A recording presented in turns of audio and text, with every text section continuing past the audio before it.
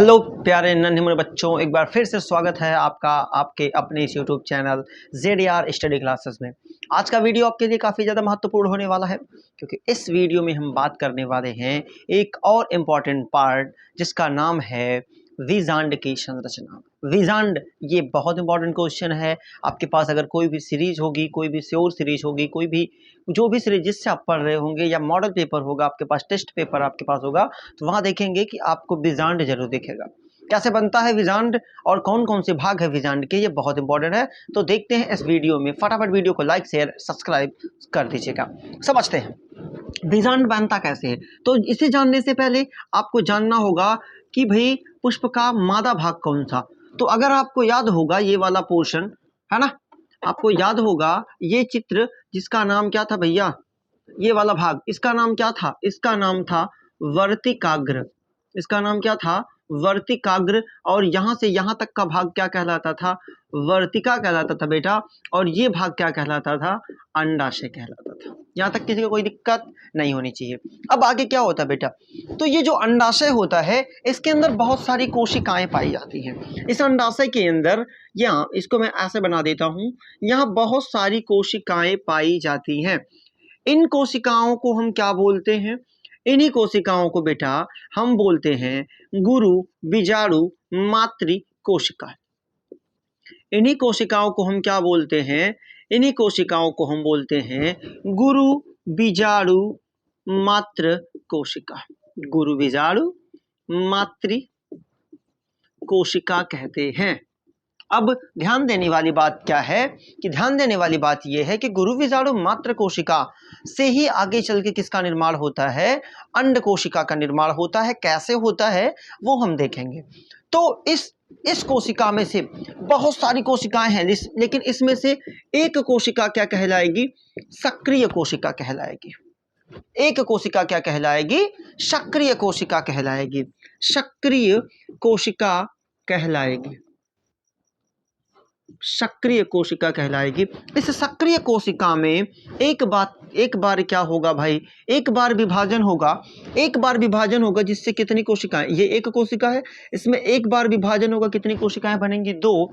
और इन दोनों कोशिकाओं में क्या होगा, है ना, इन कोशिकाओं में फिर विभाजन होगा, तो टोटल कोशिकाएं कितनी इसमें? इसके बाद कौन सा विभाजन होगा? अर्धसूत्री विभाजन होगा। अर्धसूत्री विभाजन होगा तो 2 कोशिकाओं से कितनी कोशिकाएं? 4 कोशिकाएं। और फिर 4 कोशिकाओं से कितनी कोशिकाएं बनेंगी भाई? इनमें फिर कौन सा विभाजन? समसूत्री विभाजन होगा। फिर कितनी कोशिकाएं बनेंगी? फिर बनेंगी बेटा कितनी कोशिकाएं? 8 कोशिकाएं। यानी कि इन चारों से मिलकर कितनी कोशिकाएं बनेंगी? 8। मैं आपको ये ज्यादा डीपली नहीं ले जाने की कोशिश कर रहा हूं, मैं खाली आपको समझाने की कोशिश कर रहा हूं कि आखिरकार विजांड बनता कैसे है। तो 8 कोशिकाएं बनती है बेटा। अब ध्यान से देखो, ये रहा हमारा अंडाशय। अंडाशय के अंदर कितनी कोशिकाएं बन जाती हैं? 8। कितनी कोशिकाएं बन जाती हैं? 8। जिसमें से अब देखिए 8 कोशिकाएं कहां, इसको समझिए। अब ये मान लीजिए हमारा भ्रूण कोश है।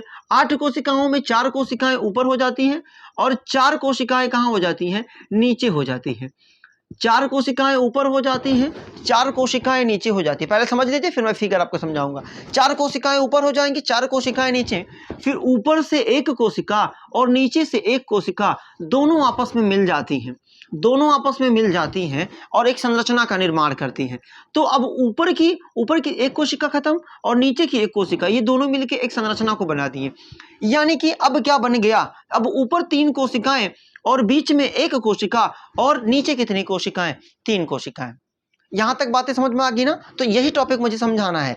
अब आप ये मत कहना कि सर ये कहां से कौन सी कोशिका आ गई। तो अब देखिए, अब समझेंगे विजांड की संरचना के बारे में। तो देखिए, अब हमारा जो टॉपिक है, मेन मोटिव क्या है? मेन टॉपिक हमारा बेटा क्या है? विजांड की संरचना। तो देखिए विजांड की संरचना कैसी होती है। तो कलर ले लूं थोड़ा सा, देखिएगा अब बीजांड की संरचना कैसी होती है। तो देखिए बीजांड के अंदर सबसे पहले क्या पाया जाता? ये होता है बेटा, इस संरचना को बोलते हैं भ्रूण कोश। अगला ये भी इंपॉर्टेंट टॉपिक है, इसको आगे बताऊंगा आपको। एक वीडियो आपको अलग से डालूंगा मैं भ्रूण कोश के बारे में, क्योंकि वो बहुत इंपॉर्टेंट है। मैं जो आपको बता रहा हूँ खाली इंपॉर्टेंट ही बता रहा हूँ, बाकी उसके अलावा कुछ भी हम टच नहीं कर रहे हैं। जो इंपॉर्टेंट है वही पढ़ेंगे। तो लाइक करने ना यार, आगे बढ़ते।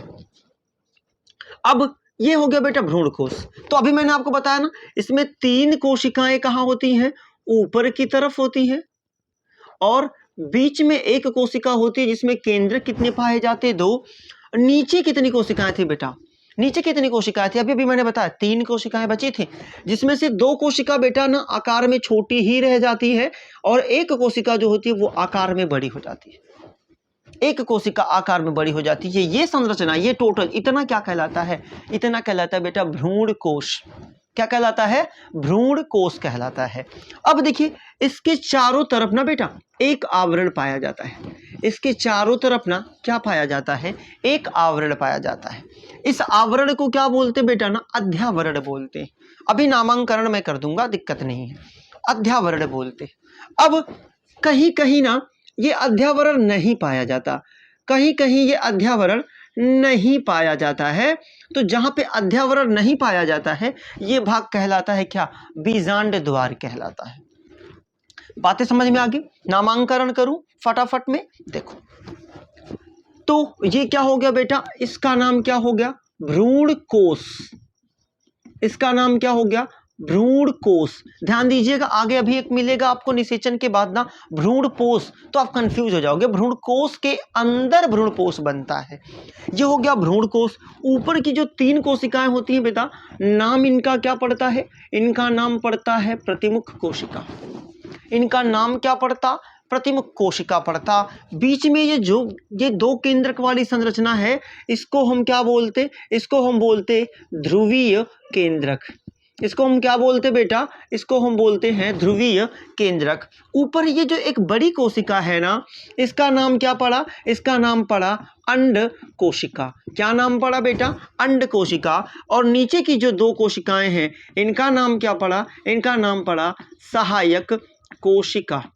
अंड कोशिका और सहायक कोशिका दोनों मिलके एक विशेष संरचना का निर्माण करती हैं, जिसका नाम क्या होता है, अंड उपकरण होता है। क्या होता है बेटा, अंड उपकरण होता है।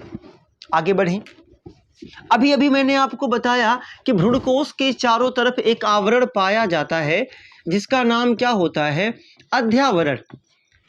अब 1 नंबर का बहुविकल्पी सवाल पूछ लेता है अध्यावरण से कि अध्यावरण के आधार पे ना, अध्यावरण के आधार मतलब अध्यावरण कई पुष्पों में कई पौधों में जो होता है उनमें क्या होता है कि किसी में उसे एक अध्यावरणी बोलेंगे, किसी में 2 अध्यावरणी बोलेंगे, है ना। तो ये मतलब ये इतना इंपॉर्टेंट नहीं है, लेकिन आप दिमाग में रखिएगा कि एक अध्यावरण है तो एक अध्यावरणी, 2 है तो द्विअध्यावरणी। आगे समझते हैं थोड़ा सा। अब जहां पे बेटा अध्यावरण नहीं है इस वाले भाग को क्या बोलते हैं, इसको बोलते हैं बीजांड द्वार। या वही भाग है जहां से परागनली क्या करती है, प्रवेश करती है। कहां, जहां से परागनली बीजांड में प्रवेश करती है। आगे बढ़ते हैं। अब ये आपको एक संरचना दिख रही है, इस संरचना को क्या बोलते हैं बेटा, इसको बोलते हैं बीजांड वृंत। इसे क्या बोलते हैं, बीजांड वृंत बोलते हैं। बीजांड वृंत बीजांड की वह संरचना है या पुष्प की वह संरचना है जो बीजांड को अंडाशय से जोड़े रखने का काम करती है, ताकि जो अंडाशय होगा वो किससे जुड़ा होगा, पुष्प से, पुष्पासन से जुड़ा होगा, और पुष्पासन वृंत से, वृंत किससे, पौधे से। तो वो पोषण लेने के लिए ये क्या होता है, ये किससे, बीजांड वृंत किससे जुड़ा होता है भाई, अंडाशय से जुड़ा होता है। अब बेटा जहां से बीजांड वृंत की शुरुआत होती है इस भाग का नाम क्या कहलाता है, इस भाग को बोलते हैं नाभिका। क्या बोलते हैं, नाभिका बोलते हैं। अब देखो बीजांड द्वार के विपरीत दिशा में ये जो खाली वाला स्थान है इस भाग को क्या बोलते, निभाग बोलते हैं। यही इंपॉर्टेंट पार्ट है। निभाग कभी कभी पूछ देता है निभाग कहाँ पाया जाता है, तो आप कहेंगे बीजांड द्वार के विपरीत जो संरचना पाई जाती है वो क्या कहलाती है, तो बेटा वो क्या कहलाती है, निभाग कहलाती है। यहां तक आया। अब इसी संरचना को हम देखते हैं थोड़ा सा अंदर। अंदर का मतलब पुष्प के अंदर ये कैसे होती है, तो ध्यान से देखिए बेटा, ये हो गया हमारा, इसका नाम आप जानते ही हो, वर्तिकाग्र है ना। अब ये देखो, ये हो गया हमारा भ्रूण कोश। इसमें 3 कोशिकाएं ऊपर, 2 कोशिकाएं नीचे, 1 कोशिका बड़ी, है ना, 1 कोशिका बड़ी, और ये 2 ध्रुव केंद्रक। अब इसके चारों तरफ ये अध्यावरण, इसके चारों तरफ ये अध्यावरण। देखो ये अध्यावरण आके कहाँ जुड़ा, है ना, ये जो बीजांड वृंत है जो अध्यावरण से बना है वो आके कहाँ जुड़ा, देखिए अंडाशय से जुड़ा, और पुष्प से क्या करेगा ये, है ना, ये जो मतलब पौधे से क्या लेता रहेगा, पोषण लेके इनके विकास में क्या करेगा, मदद करेगा। तो आशा करता हूं आपको बीजांड समझ में आया। नहीं समझ में आया एक बार स्क्रीनशॉट लीजिएगा। अगर आपको अभी भी कोई समस्या होगी तो कमेंट बॉक्स में कमेंट करके अपनी राय और अपनी सलाह और अपनी तकलीफ पीड़ा जितनी भी परेशानियां हैं वो हमें ज़रूर बताएंगे लाला, है ना। बातें समझ में आ गई, किसी को कोई दिक्कत नहीं ना है तो फटाफट लाइक शेयर और चैनल को सब्सक्राइब जरूर करना। हाँ, कभी कभी पूछ देता है निषेचन के बाद तो ये प्रतिमुख खत्म हो जाएगी, ये दो ध्रुव केंद्रक आगे चल के भ्रूणपोष बन जाएगा, अंड कोशिका चल के क्या बन जाएगी, भ्रूण बन जाएगी, और सहायक कोशिका क्या हो जाएगी, नष्ट हो जाएगी। कैसे नष्ट होगी वो भी मैं आपको बताऊंगा, लेकिन वो नेक्स्ट वीडियो में, है ना। तब तक के लिए मिलेंगे, तब तक के लिए bye bye, take care, love you. मिलेंगे अगले वीडियो में, बाय बाय, ध्यान रखिएगा, मेहनत से पढ़िए। जय हिंद।